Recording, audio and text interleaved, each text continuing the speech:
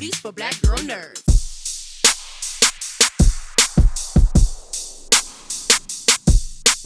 This is so cool. I gotta start with the set because it just had my mind reeling. Spain being in this castle. Was this something that you guys were like, okay, this has to be like, we gotta do this no matter what? Like, is this one of those things you had to stick to? You know what? I want to tell the story. When we were first talking about doing this together, Julie had already like looked at a lot of possible locations. And so she sent me a slew of pictures from all over Europe. I mean, so many, it took hours to go through everything. And I literally was like, I feel like this one place of all those pictures, I was like, hey, I think there's this place, Olite, whatever. She's like, that's my top favorite. And then I was like, good, we're golden, we're fine, we're good. So yeah, there was so much. I mean, there's so much in Spain and it's so beautiful, but we narrowed in on that right away. Pretty quickly. Yeah, we needed something that could both feel timeless and ancient, but also have a modern element to it. And Olite, the town where we shot this castle, you can go to the street and you can get a burger and a beer at the bar and you can be on your cell phone. And then behind you is this castle that is both powered for modern light, but also still has all the ancient architecture. And that really sums up the show to a T, and which is why it works so well. Yeah, it's so cool because that's why it's such an adventure, because I'm like, well, how are they in the gate, but then they're over here? You know, like it's such a cool maze that you guys have created there. Marguerite, I'll go back to you to kind of start this one a little bit. How do you guys, because I know there's like the book series, the movie, when it comes to status and how that's represented. I think it was so cool how there were so many little intricate notions, like even their eye color is changing. Yes. That means something. How do you guys determine like what aspects you want to throw in and have the viewers kind of guessing? Well, we definitely took from the books, Rochelle Mead's books, you know, that the whole underpinning of the books is that there's this class system that's inherently unfair and there's a lot of pressure on one group and another group is benefiting from that. So we were like, well, that's very timely from the world that we live in today. So how does this particular world work and how do we do it? And it was early in the very first few couple of 3 weeks of the writer's room that someone had the idea of the eye color being a specific way to do it. And there's a lot of economy to that, which is great. And also, you know, you can, you're automatically, even within the Moroi, you have these two kinds of caste system within the Moroi. So even within one kind of empire, there's a caste system and another. So we basically wanted to parallel what was in the book to the world we live in now. And so we wanted that. We ended up pulling up the political story a little bit from the whole series of books, having the entire world be in one place. In the books, there's the palaces on one side of the country and the schools on another. Here we're all in one dominion, and it just heats everything up. They're all in this fishbowl and the pressure is on from the get-go.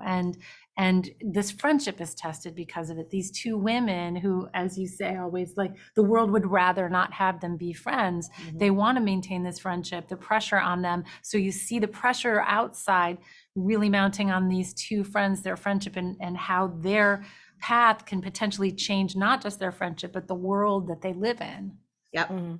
Yes, it's a huge, and speaking of like women that are giving impact, though, there's so many cool stories in here and so many directions go. But Julie, the idea of like a queen and a leader, I love that. Like, I know how that made me feel, and just seeing young women be able to see that. What are you hoping viewers take away from just like the personality of a queen and just being able to just walk in your truth, you know, even if it's for a little second, you know what I mean?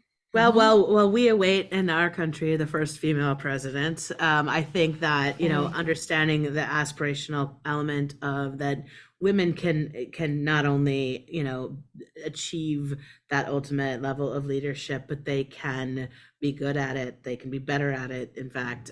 So representing positive role models, positive authority figures, like seeing women fight their own battles, seeing women rise, you know, to the top, be in the power struggle, be flawed in that power struggle as well. Like, but really being able to create like fully realized female strength has always been really important. And I'm learning as I go, and, you know, the ways that you represent that. And this is a lot of fun, this world, because there is that queen at the top. That job comes up every now and then, and could come up more than one time in the course of this series. So oh, I can't wait. Like, I've only saw a couple of episodes and I'm like, I can't wait to see what these women do. They're so dynamic and just fire.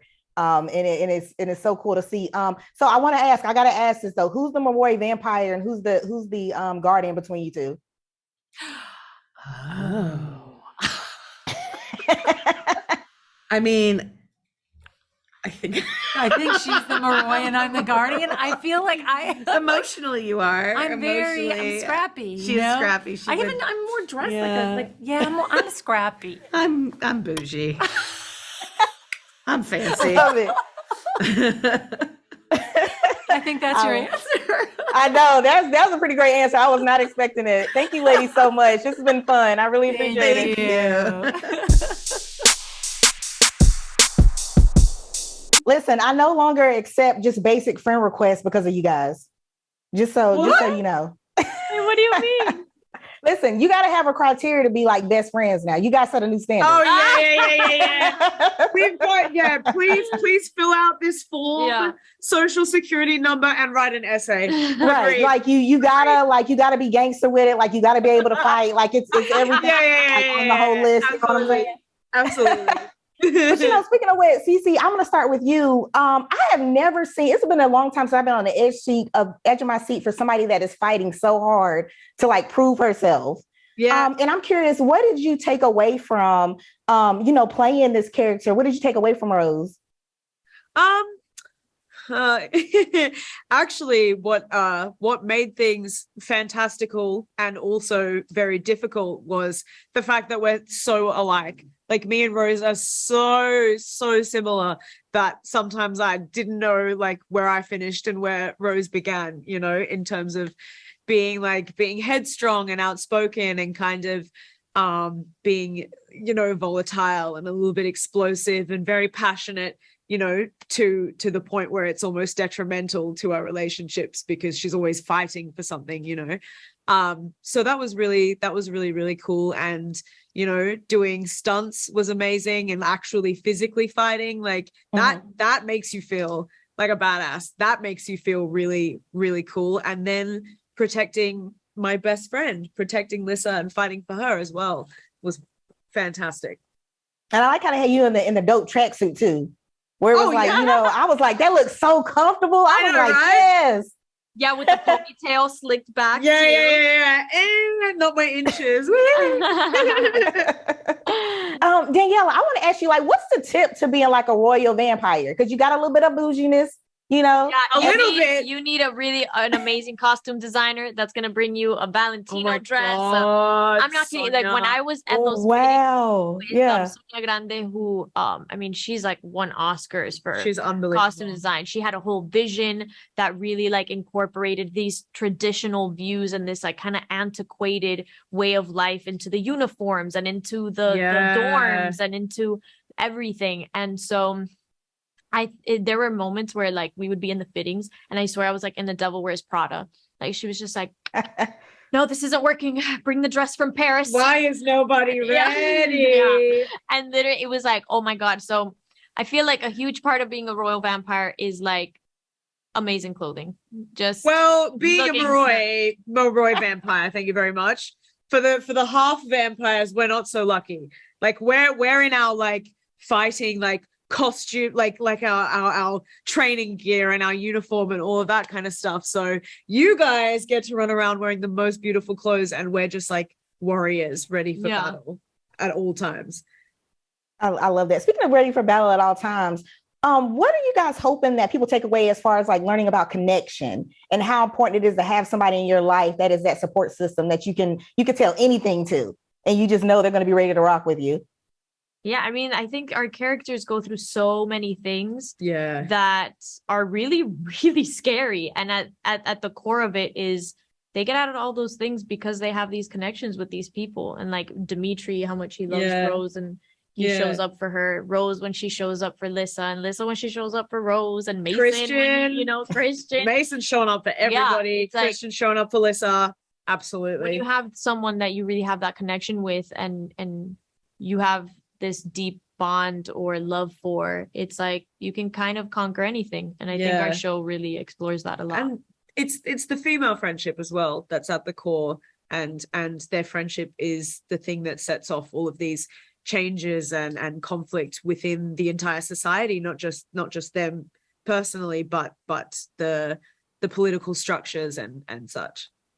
And I gotta know this before I go here. Sisi, I gotta know like what from like the Guardians would you keep in real life? Like whether it's a weapon, a move. And Daniela, I gotta know, like, what from the vampires? What, like, do you want the fangs in real life? What's happening? Like, what's on the vampire side? The Valentinos?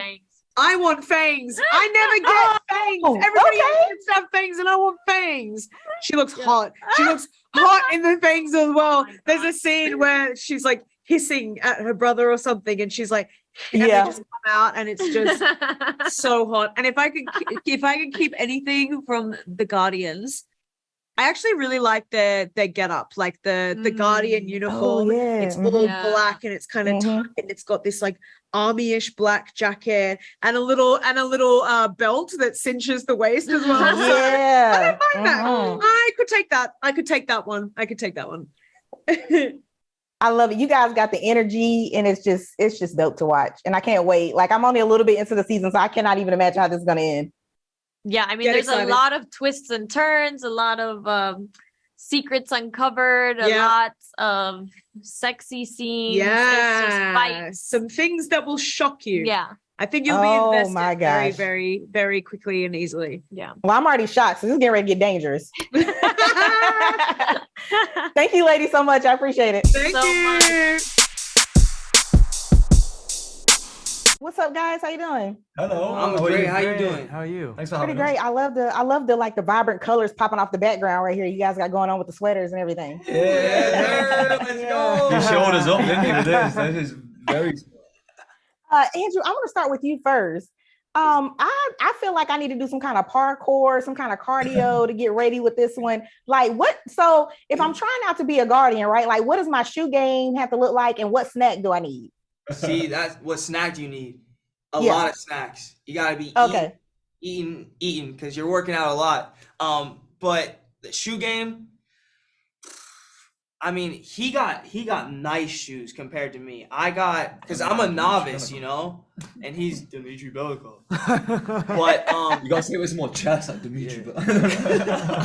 But yeah, I think there was a lot of training we had to do.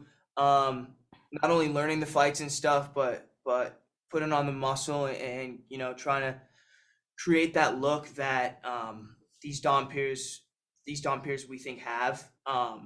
So with that came a lot of training, a lot of learning choreo, learning these fight sequences, and then being able to adapt when it changes on the day. So yeah, I think with the track suits and everything like that, you gotta mix in some good athletic shoes, probably some Adidas, Nike. That's what I was thinking. Yep. You can't be slipping around. You know what I mean? Like you're not gonna wear some like low top Jordan 1s because those are also too precious. You know what I'm saying? True. Yep. You can't mess those up, and you will scuff them because you're kicking dudes in the face.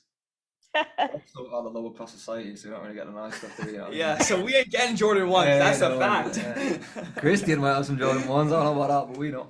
I don't know anything. Kieran, speaking though of the status of Dimitir, of the Jordan 1s, the status of it all, Dimitir has that presence, right? Like he has it all figured out, on the up and up. Are you kind of hoping he gets in a little bit of trouble? Like, what can you tease? I think that if you think that he feels well put together, that's great, because maybe it's not. Maybe it's all. I like it. Okay. I think we all have to, in certain positions of society and profession, have to play the part, right? And I think there's an element of Dimitri's been bred his whole life to play this role, to be this role, and it's interesting once that gets challenged. So we shall see as the show goes on. I definitely doesn't have a pair of Jordan 1s though. I think I wore the same 2 pairs of shoes for the whole 9 months. Like I think. Did you really? Yeah, Dimitir. I feel like you guys go through shoes. Dimitir had some nice 95s, 110s. I don't know what you call them. I think my shoes were from H&M. Yeah, and then I did have some absolutely fire 2022 season diesel boots that they scuffed up for me. Oh, there you go. They were cool. Oh man, they were hard. They were so hard. I loved them by the end of it. I loved them. Andrè, I gotta ask you though. I feel like you mastered the art of going against the grain and making it look cool. Because usually when somebody is outcast like that, as Christian, as the character Christian, they don't know what to do with themselves. But I feel like he has like a game working. What was your first impression of him when you saw you're gonna play this character? Oh, first of all, thank you for that. I love all the compliments. You could totally keep those coming. I wanted Christian to be a little bit more nuanced than this guy who's just sitting on the outside. You know, I really do believe that Christian has felt this way for a long time. And like anything that you've done for a long time, you learn to get good at it, you know? And I think it's almost a little bit sad how good he is at being alone. He's got those walls built up, but he doesn't let anybody in. And I think that's what makes the story so interesting when he meets someone like Lissa, a real light in his life, someone that can really break down those walls and, I don't know, make him a little bit more vulnerable. And I think that's what we'll get to see if you keep watching the show and the season goes on. Yeah, but you're right. Christian is a smooth guy. Yeah, honestly, that guy is so cool. Like- Well, I'm trying to stay humble, but he doesn't. He chooses to be alone because no one's cool enough for him. That's what it is. yeah, exactly. They can't keep up with me. Yeah, he's got a very elite level social circle just himself. That's how exclusive that club is. Yeah. Well, I don't want any of you guys to stay humble because I'm loving this and I can't wait. Like, I'm only 2 episodes in and I cannot wait to see how this turns out. Oh my God, amazing. that makes me amazing. feel Thank amazing. you so much. Yeah. That's so sweet. All right, thank you guys. I appreciate it. Thank you Have a so lovely much, day. Rhian. Take care. All right, how you guys doing? Man, everybody looks so sharp and dope. How are you? Thank you. Thank you. Is it Ryan? It's Ryan. Yeah, it's just spelled differently. So Got it. sometimes Okay, people cool. struggle with it a little bit. So you got it off the top. Nice. But you know, speaking of fashion though, Jay August, I gotta ask you, the suit game, like the jacket game was on Woo! point. Did you Oh my have like, God. was there a favorite one that you had throughout? Like, I mean, I don't know if that's gonna give anything away, but do you have a favorite scene, like a favorite one that you're wearing? I do. I absolutely do. And I can't tell you about it because it is in a pivotal moment. Okay. But let me tell you something. When I saw those costumes, they were hand created by Sonya Grande, who is an Oscar winner for working with Pedro Almodovar. So she made all of the costumes on the show. My character's drip is like the best drip that I've ever had on screen, yeah. I think. And then I don't know if you noticed the character's crib. I don't know if you noticed his house. I was like, I might be the most stunting Black man on television in the history of television. I mean, between that house and the costumes. But seriously, though, they helped me get in the frame of the character because we shot in these castles that are centuries old. We had on those costumes. I've never, stood so erect in my life or spoke with such resonance. It really just brought something to the performance. And that's saying something because you're not new to the vampire game, so that's saying something. No, not at all. Not new to this, but true to this. Definitely. Right. And Jonetta, if it wasn't the style though, the knowledge is on point when it comes to Sonya. Like, she knows some things. And I'm like, y'all not paying attention, but she knows some things. What, The but fuzzy sweaters didn't do it for you? no, see, she's not fooling me. I'm like, see, when you got the sweater and she quiet and she done been through some things, it's like the wisdom is getting ready to drop, but people not paying attention. Oh yeah. So I'm She's curious. Very I'm curious. intelligent. Yeah, She's go ahead. I was gonna blonde. let you go ahead and talk about her. Yeah. Yeah, no, she's to herself. She's the odd girl out. So what do? You listen, you observe, and you pay attention. Whereas like a lot of people maybe aren't. So she notices things that maybe other people don't notice, and she talks to birds. Maybe they're her little messengers, even. Who knows? But yeah, Well, Sonya Carver's really cool. She's a I was librarian. I was gonna say though, for like the Dr. Dolittle moments ish, how was that on set? Because I love like that behind the scenes stuff. Like, what are you like? Why am I like talking to this like empty corner or something right now? So I was either talking to like tape or like a little like fake bird that was like hard stuffed or something. It was so cute. It looked kind of real. Yeah, just talking to that, imagining it flying, like, flying around. And I don't know. There's. I love it. You're like, listen, this is just what we have to deal with. We just got to deal with it. Kind of the last question for you two here. It's such a beautiful like father-daughter relationship. And I'm curious what you guys want the fans to take away. It's Jay August, I guess I'll start with you to kind of start this off here. But just the fact of letting your daughters fall into their own, like figure out who they are. I don't feel like he's judging them for things they've been through, even though he has this position. Yeah, what's interesting is that, my character is a royal vampire, right? But because my daughters are adopted, they're not given that same royal status. So everything that Victor does comes from that place of like wanting his daughters to be fully equal in this society. that is just a theme and a spirit that I connect to just off rip. I mean, that's just who I am as a person. So it was really easy to connect to that objective for the character. Mm-hmm.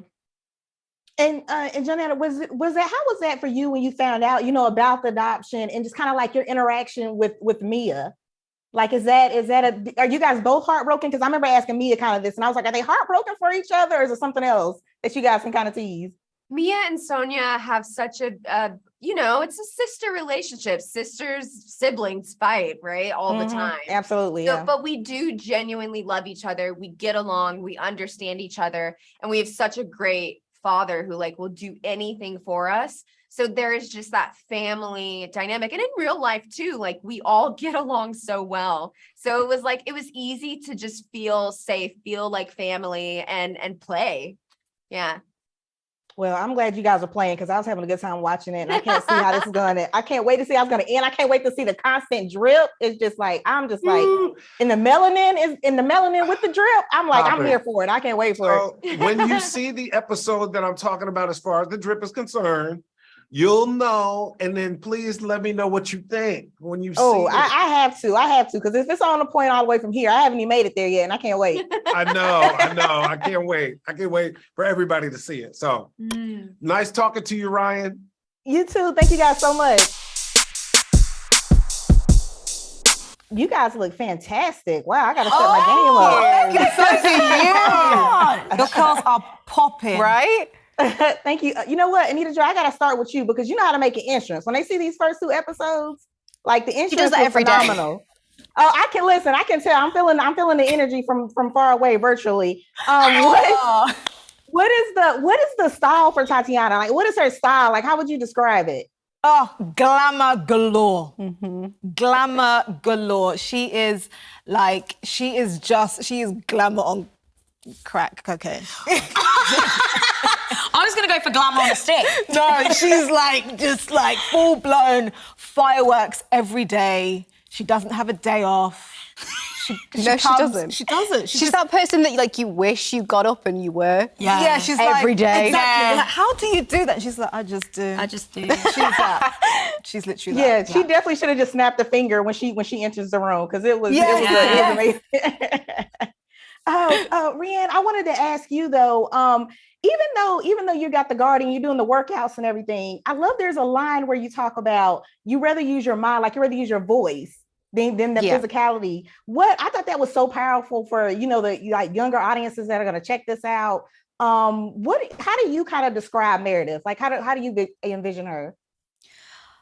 Well, you've got it in that she is incredibly smart. And I think the really gorgeous thing about Meredith is she doesn't allow the fact that she holds her own in a fight, but she doesn't allow the fact that she maybe isn't as strong as some of her classmates to make her feel like she's not got something to contribute. She knows that her intelligence, her perception, her forward thinking is just as valuable as anything physical that anybody brings. And I hope that people can relate to that.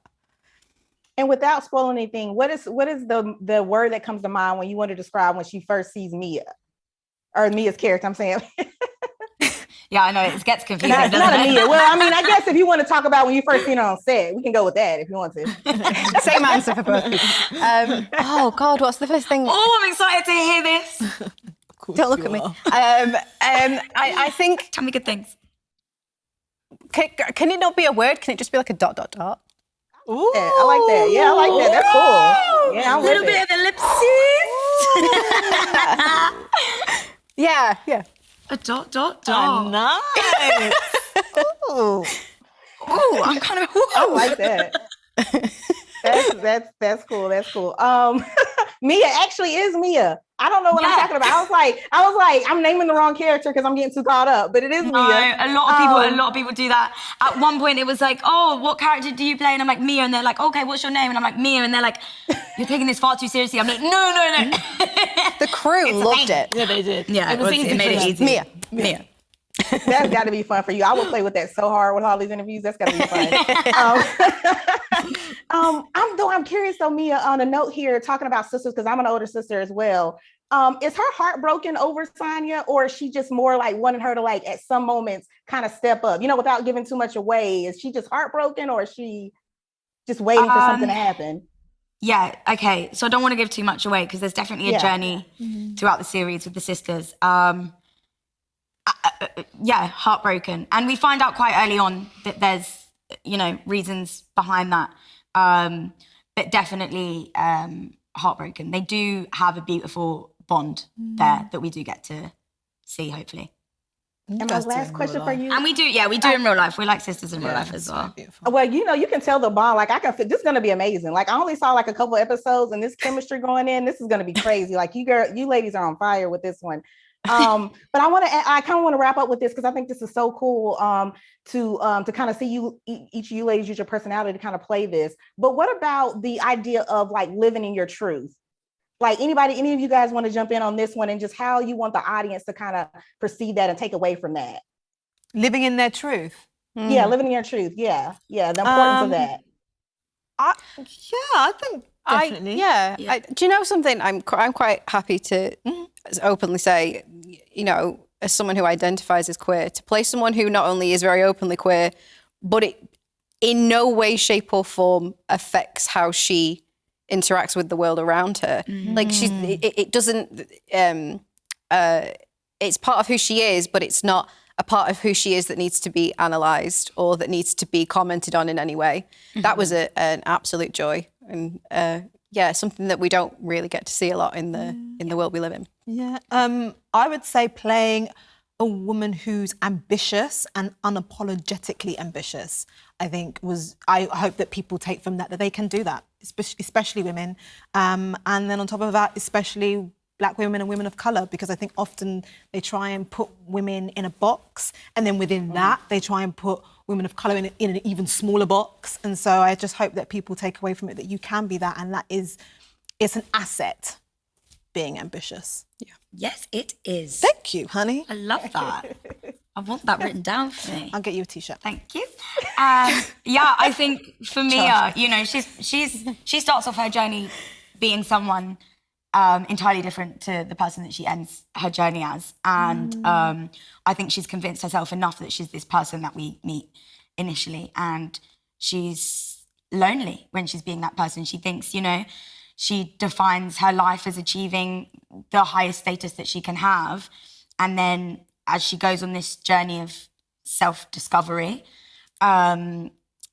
we see her, by the end of the series, her world is opened so much and she's this entirely different person, and that's really amazing. And she goes through a hell of a lot, and she's really, really strong and resilient and picks herself up. And I think initially she isn't even aware that she can do that. So I think it's really, that's something to believe in yourself, I guess. Yeah. I like that. You guys got me believing in myself, and I can't wait for the rest of these women to check this out because this is amazing. Thank you guys so much. I appreciate it. This is so much fun. Thank you so much. Thank you. Thank you.